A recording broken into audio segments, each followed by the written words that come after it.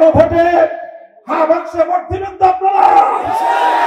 আমার গার্মেন্টসের শ্রমিক ভাইরা রক্ত দিয়েছে, কৃষকরা রক্ত দিয়েছে, আমার ঘরের মা বোনরা রক্ত দিয়েছে, বাংলার শিশু সন্তান থেকে আমার বৃদ্ধ বনিতা প্রতিটি সেক্টরের মানুষের বুকের উপর বুলেট ছুড়ে মেরে ফ্যাসিবাদ তার টিকে থাকার সর্বশেষ চেষ্টা করেছিল।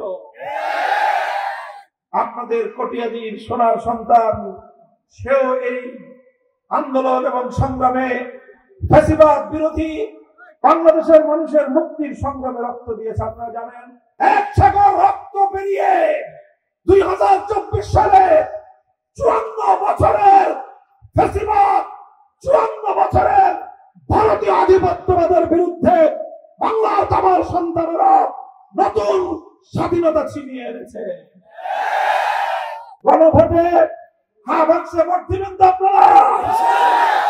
হ্যাঁ বাক্সে ভোট দেওয়ার পর আগামী সরকার গঠন করার জন্য, রাষ্ট্রকে সুন্দরভাবে পরিচালিত করার জন্য, একদলীয় ব্যবস্থা থেকে বাংলাদেশকে মুক্ত করার জন্য, বাংলাদেশের মেহনতি কৃষক শ্রমিক মজদুরদের অধিকার বাস্তবায়নের জন্য, বাংলাদেশের লুটেরা দুর্নীতিবাজদের রাজনৈতিক আধিপত্যকে খর্ব করে জনতার বিজয় প্রতিষ্ঠার জন্য আপনারা আমাদের ঐক্যবদ্ধ বিভিন্ন রাজনৈতিক সম্মিলিত রাজনৈতিক দল সমূহের পক্ষ থেকে যাকে যেখানে প্রার্থী মনোনয়ন করা হবে তার সপক্ষে আপনারা ঐক্যবদ্ধ হয়ে ব্যালট বাক্সে আপনারা সিল মারবেন।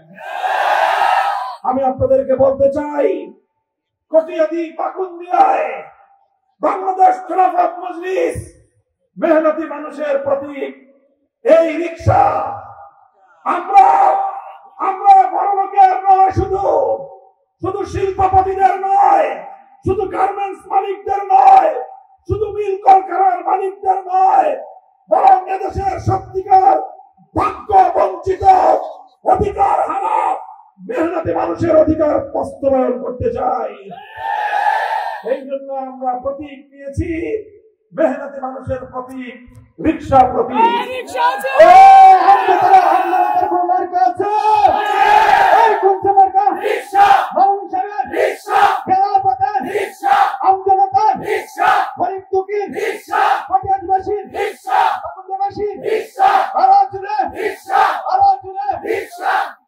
এই মেহনতি মানুষের প্রতীক বাংলাদেশ খেলাফত মজলিসের নির্বাচনী প্রতীক, জননন্দিত গণমানুষের প্রতীক, রিক্সা প্রতীক। আপনাদের মাটি ও মানুষের প্রাণ প্রিয় আস্থাভাজন ব্যক্তিত্ব মাওলানা শফিকুল ইসলাম রুহানীর হাতে আমি তুলে দিচ্ছি। ইনশাআল্লাহ এই রিক্সা এবং রুহানী সাহেবকে আমি আপনাদের কাছে আমানত রেখে গেলাম। আমি আপনাদের সঙ্গে অঙ্গীকার করছি, প্রতিশ্রুতি দিচ্ছি, আপনারা রিক্সা প্রতীকে ভোট দিয়ে রুহানী সাহেবকে যদি জয়যুক্ত করতে পারেন, পাকুন্দিয়া কটিয়াদীর মানুষের প্রতিটি সমস্যা সমাধানে বলিষ্ঠ ভূমিকা পালন করবেন তিনি ইনশাআল্লাহ। আমরা জনগণের সেবক হয়ে আপনাদের খেদমত করব, নেতা হয়ে আপনাদের উপর ছড়ি ঘোরাবার চেষ্টা করব না।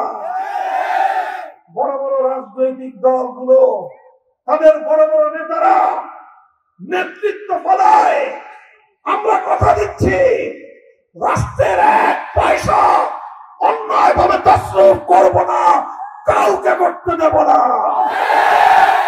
রাষ্ট্রের প্রতিটি পয়সা আমানতদারির সঙ্গে জনগণের কল্যাণে ব্যয় হওয়া নিশ্চিত করবো ইনশাআল্লাহ। জনগণের কাছে জবাব দিব, আল্লাহর কাছে জবাবদিহিতার ভয় নিয়ে রাষ্ট্র এবং জনগণের খেদমত করবো ইনশাআল্লাহ।